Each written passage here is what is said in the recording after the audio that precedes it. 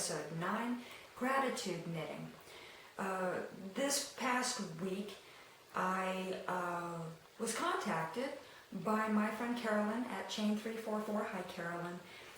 Carolyn reached out to me after my last podcast just to thank me for being real, for admitting that I don't do well under pressure, that I don't do well under stress, that I don't do well under negative emotions, and that it's contagious to me, and that I need to filter my world. And she had great appreciation for that and understanding. She has been through some stress and some loss recently herself, and just kind of reached out and did her own vlogcast that was raw and real and expressed her loss and expressed how she was shifting her focus and being more attentive to the positive things and things that gave her joy in her life. Carolyn, much love to you. I appreciate what you had to say to me. I have huge understanding and sympathy for your loss, and it really inspired me. Her contact really touched me, inspired me. Her vlogcast really touched me and inspired me. It made me cry. She does this wonderful segment where she climbs up on a pile of manure to give us a better view of the horizon before her. And it's such a statement of life that sometimes you have to stand on a pile of poo to get a better view. And I've had that image and that thought in my mind all week, and it resonates with me. I love it. I love it. And I am actively climbing my mountains of poo for a better view. So anyway, it inspired me, and I sat down and I wrote a pretty extensive blog post, and I'll link that here for you so you can see it in its entirety. But it triggered this idea. Thanksgiving is upon us here in America, and it's a time where we really focus on the things that we're grateful for. Ultimately, that's something we should be doing year-round. And I think, like everything, we lose sight. And it's good to have holidays, focal holidays like Valentine's Day, like Thanksgiving, to put things into focus, if only for a day, and remind us that we need to share love, that we need to share gratitude, that we need to take these things in and feel them for ourselves. And so while I was thinking about Thanksgiving and gratitude and positive focus, it came to me that I could incorporate this into my knitting. And I'm going to extend it out to you folks as well. Sorry, this is rough because I'm recalling everything that I wrote, and there's a lot of emotion tied to it. There's a personal experience listed out in my blog that also helped trigger this, where I witnessed a homeless person, a homeless gentleman, in really bad shape in the hospital that I work at, and had an interaction with him that still bothers me, both good and bad. The interaction was beautiful, don't get me wrong. It's the shock of seeing this up close and personal and discovering just, I'm tearing up, how quickly we take things for granted. Sorry. So anyway, it triggered this challenge, and that challenge is a gratitude knitting challenge. What I am imploring all of us to do is to, when we're knitting, for each round, each row that you are working, focus on something that you are grateful for. One thing, one topic for each row. See it, feel it in your mind, and really delve into its impact on your life. Let it fill you with gratitude, one row at a time. It's a meditative act. We quite often knit in front of the TV, and it becomes a mindless thing where we just zone out. But right now, if you are like me and you're filtering your world and what you see and what you let in, some of that also involves some of the TV shows. A lot of TV shows are playing into politics right now, or rehashing things that are happening. And I'm pushing those out of my life as well, temporarily, just until things calm down a little bit.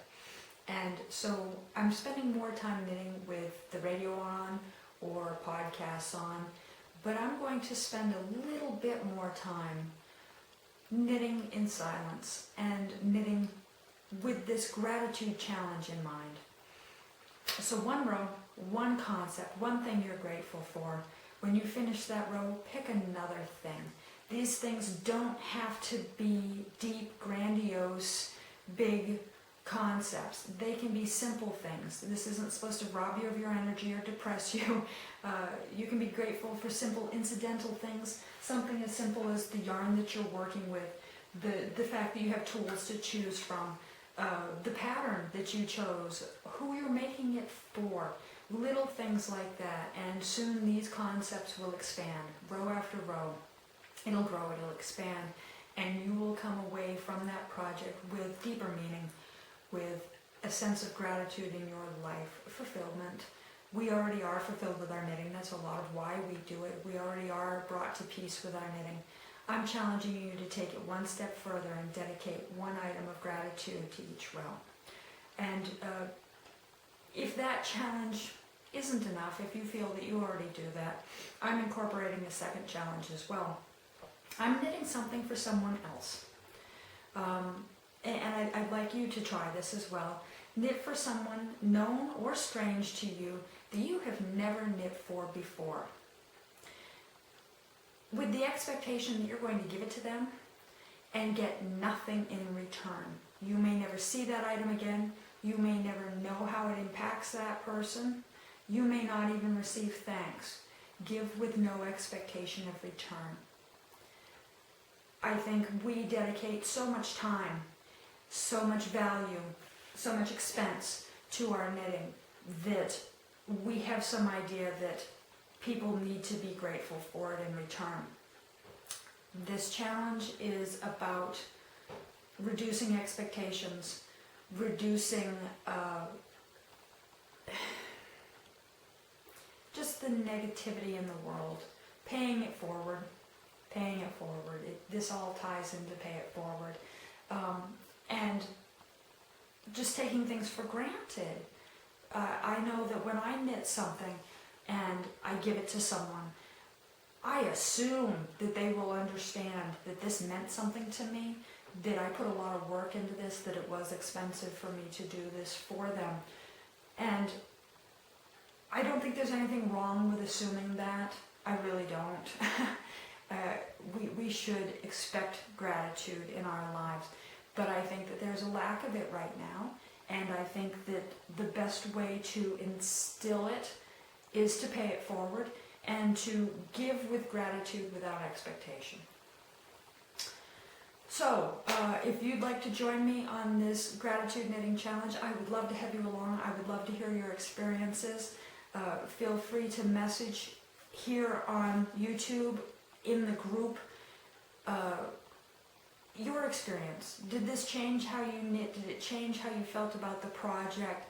Did it give you a warm feeling for a couple rows? Anything. I'd love to hear from you folks. So as my challenge, my knitting challenge, I'm actually knitting two things. I will be knitting a hat, and it's going in my lunch pail, and it will be kept just in my lunch pail until the next time I run across another cold child or a homeless individual and they're getting a hat. And I don't expect to ever see that hat again. I don't honestly expect to be thanked for it. I just want to make my knitting go out into the world and help other people. I am also knitting for somebody who is known to me. This pattern that I talked to you about last week, this is my finished first test. This is the tapered cowl I was talking to you about. The bottom shoulder section is wider. I'm showing it upside down. The top section is a little bit tighter so that it gaiters into your neck a little bit better and sits nicely on your shoulders, under your clothes, under your jacket, or even out on top, however you choose to wear it. It has two knit stitches. I'm going to just pull it forward and hope you can see it. One is leaves. The other knit stitch on the opposite side is a lace inset panel. And you can wear it with either side showing, or if you choose, you can wear it with a little bit of both panels showing. This is, like I said, my first test knit, and I have made a minor change to the pattern. My test knitters, thank you all who have commented and asked about the test knitting. I will be in touch with you. I do need to get some photos done, and I do need to finish making a couple of tech changes to the pattern before I get them out to you. But this pattern is actually going to be named after the person I'm giving it to.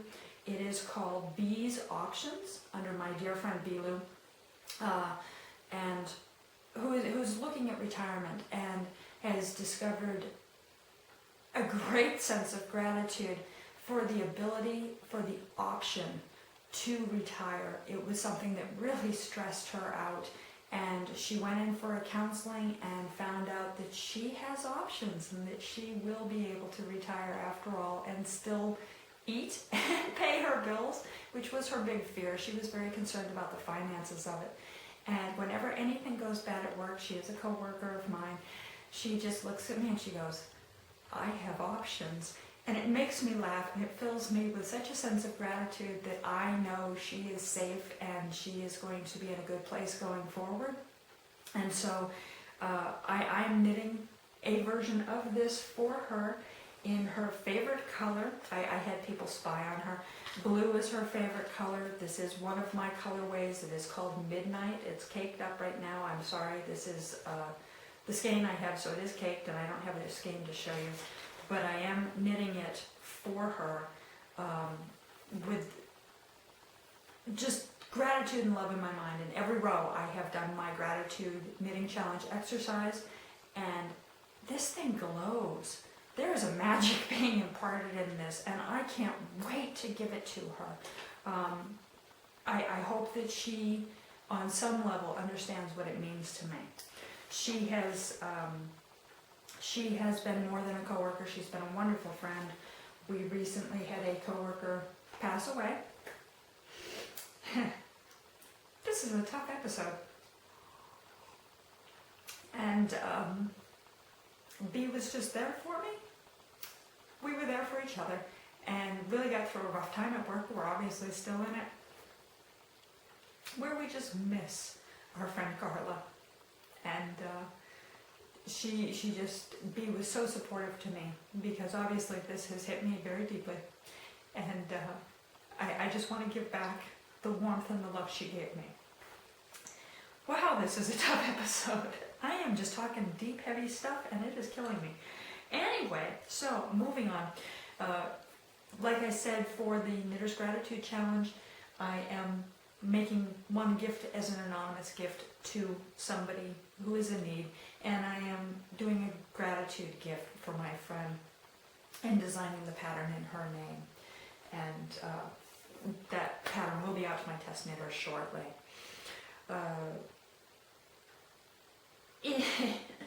In looking for a needle for that particular pattern, I had knit the test knit, like I said.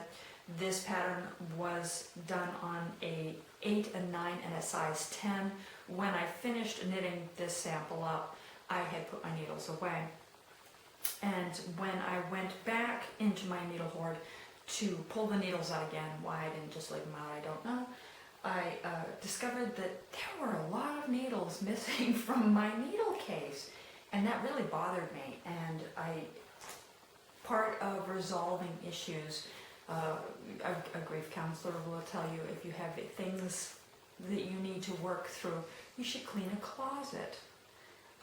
This helps you organize your mind, helps you organize your emotions, and helps you flush out things that no longer serve you, that are no longer useful or good for you or fit you in some cases. And so in looking for this needle and finding that I had missing needles, I went monkey on my studio, and I tore my studio apart again. And I found that many of the needles were in really old projects that I don't have love for anymore, projects that may or may not get done but really need to be looked at. And I piled them all up. They are all piled right here. I have bags of projects. Some of these projects are 6 years old. Maybe even older. I have projects. So I have set a goal for myself. I pulled needles out of everywhere. Great tip for you folks. This is my needle case. I have it all crazy organized. I didn't know how many needles were missing from it until I was actually looking for needles. I have quite randomly gone through and stuck sticky notes on the cards in here that tell me what project. When I found the needle, I wrote down the name of the project that it was attached to, so that if I'm looking for a particular project, I can find, or I'm looking for a particular needle, I can find what project it's attached to, and maybe it'll inspire me to finish that project, or move the needle over if necessary to the new project. But put a card or a sticker or something in your case that tells you where that needle is. I was frantic looking for some of my needles. I actually at one point thought that they had been stolen. Why I leapt to that conclusion instead of just assuming that I had them in a project somewhere, I don't even know. It was just this assault that they were missing. But take the tip from the crazy lady who tore her studio apart. Again, label where your needles are in your actual needle storage. It'll make your life a lot easier. I'm so glad that I did this. I already have a much better sense of what I have on the needles, of where my stuff is actually stored. But I have now hundreds, seemingly, of projects that need to be reviewed. And I'm going to be doing a lot of frogging. My intention this year, 2017, this is my 2017 goal, is I'm going to turn my frog pond back into a lily pond, and make it just a happy place again instead of this pile of shame. And determine, do I want to finish this? Am I going to finish this? Where is it meant for when it's done? And tear some stuff out. And any yarn, I've pledged, any yarn that ends up getting ripped out is going to be repurposed and it's going to be regifted. That includes the sweater. The first sweater, not these rectangles of success. I'm still working on my sweater. But the original sweater that has the armholes that are crazy too deep, the proportions on it are just wrong. I initially thought that I was going to finish, just the neck needs to be done, really that's it. But this is going to only fit a very specific body type, and I don't know anybody who is built like a giraffe. We're talking about somebody with really deep armhole needs who's very slender. I've determined that instead of putting this randomly out into the world and donating this sweater just to like Goodwill or Savers or such, that I'm actually going to tear it back out, and I'm going to make hats out of that yarn and donate the hats instead. Something that will go to more people than just one, and that is likely to fit people, actual humans. So there's like crazy frogging and crazy repurposing and crazy redirection that's going to happen here. And there are not any other half-done projects that are not specifically being worked on in the studio, with the exception of the frog pond here and the projects that I have on the needles. So, going forward, positive and gratitude and giving and just appreciating, really appreciating. While I was doing that, interestingly enough, going around and checking needles on projects and making sure it was the size that lined up and labeling it in my case, I did stumble on a really strange occurrence. I have a set of Chigu needles, not this particular set, but a set of Chigu that it's actually the set in my sweater, my Rectangles of Success sweater. When I was going around, I had my needle gauge with me, and I checked the needle, and I'm like, oh, okay, that one's my 4 is missing. And I made a note, because I had like a list of needles that were missing. And as I was walking away from that project and going back to put the sticky note on the size 4, I was just like, I'm knitting a sweater on size 4s on a DK? That doesn't seem quite right. Really? Am I that insane? Not that I'm like biting off a big bite. And yeah, it just kind of brewed in my subconscious, and I came back and I labeled the needle, and I found another project and I measured that needle and I labeled that needle. And then I was going around and I'm looking for my size 5 still. And I found another needle and it was a 4. But that didn't match up with my inventory. I wasn't missing 2 4s. I was missing a 4 and a 5. And that was definitively the 4. I measured the length. It was the right one for that circular, and I checked the, you read the cable and try and figure out if that's the right size, and it was that needle. So I went back to the sweater and I measured that needle again, and the point that was sticking out that I could readily grab and measure was a 4. And then I checked the other tip, and the other tip is a 5. I don't know how often this happens.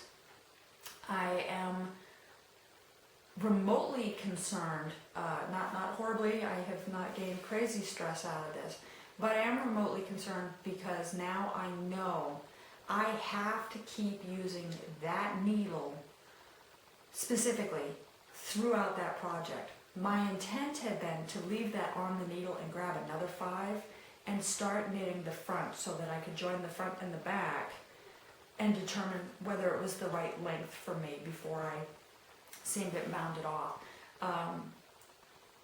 I can't do that now because I'm working back and forth, and one needle is a 4 and one needle is a 5, which means technically my gauge is a 4.5 size needle.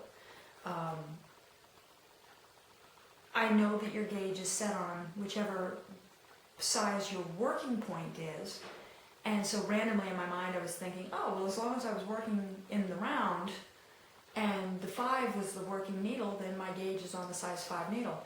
And looked at it again and went, no, I'm working back and forth, and I've got a 4 and a 5. I've got a mismatched needle set here on a circular needle. So I will have to move the sweater to waste yarn, and I will need to cast on with that needle, and I need to be sure that I dedicate this needle specifically to this project start to finish. I would encourage you to check your needle sizes, check both tips, especially if you're going to incorporate multiple needles in a project. For this particular case, as long as I use that needle start to finish, I'm fine. However, had I incorporated another circular US 5 and it had been true, it had been a 5 on both tips, the front and the back weren't going to match, the gauge would have been off. I'm not sure how often this happens, but I do encourage you to check your needle tip sizes. Just an interesting finding. I would not in any way say anything negative about the company. I am sure that this happens with multiple companies across the line. I imagine multiple tips coming down a production line and being in bins and people grabbing and things just occasionally getting confused. I don't know how it's actually manufactured. I don't know if it is a bin and sort of situation. It may have been something hopped off the hopper and landed on the wrong line and the machine grabbed it and the machine doesn't know, and it just got attached that way. I have no idea. Chigu is a fantastic brand. I love them. They are affordable. It is stainless steel. I like their lace tips. They're nice and sharp. I like a sharp needle. I have nothing negative to say about them at all. I got one bummer needle. So check your needle tips. Label your needles. Be grateful. What else can I say? Oh, I want to remind you about Knitters Pay It Forward. Last week in my podcast, I started my Knitters Pay It Forward which was triggered and inspired by Nathan at Sockmatician. Love you, Nathan. This is the hat pattern that is available on Ravelry. I have a coupon code out there for it. It is Knitters Pay It Forward. This coupon code will get you this pattern for free. I am so grateful to all of you who have taken this opportunity and downloaded this pattern. Would you believe over 4,700 copies of this pattern have gone out, have been downloaded. The pattern was so popular at one point that it was ranking up Ravelry's What's Hot Now list, and it peaked at number 2. This was the second most popular pattern on Ravelry. It was so much fun to watch that happen. I get an email every time you download a pattern, and watching those emails, I had to turn my phone off. I had so many emails coming in, my phone was just beeping and buzzing and flashing, and it was crazy. 4,700 emails. I'm thrilled. I am thrilled that so many of you have taken this opportunity. I am excited by it. This is open for the rest of the month. You've got until November 30th. If you haven't downloaded this pattern yet, please do. If you have not shared this pattern with others and let them know that it's free and available, please do. I would love to see 6,000, 8,000 of these go out. I would be even more excited if I was walking down the street one day and somebody walked by wearing one. I can't say enough about how grateful I am that this took off and that knitters are taking these download opportunities, and I can't thank you enough for the wonderful feedback and comments that I've received, and I try to respond to every one of you. Thank you so much. Wow. So let's see, I've laughed, I've cried, and I've told you what to do, and I've shared with you, and I think all that's left is the drawing for the giveaway. So I am going to go and bribe my husband to come and help me with the giveaway. Okay, so it's time to do the random drawing for the yarn giveaway. The winner's going to have their choice of prize. So you get to choose either skein, and you're just going to email me. I have all kinds of help in my studio to help me with the random drawing. The names have been written out here on cards, and I'm going to have my magic assistant come and draw a card for me. John, if you come pull a card.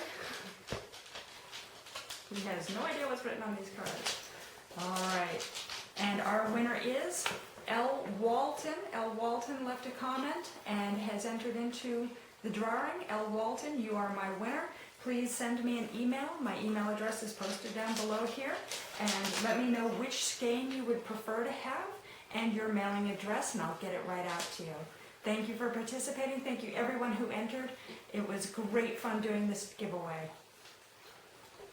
So that's it for this week's episode, folks. Thank you so much for joining me again. Thank you so much for letting me share with you and sticking with me while I teared up.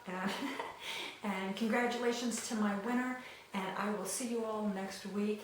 Knit with gratitude. Have a great week. Bye.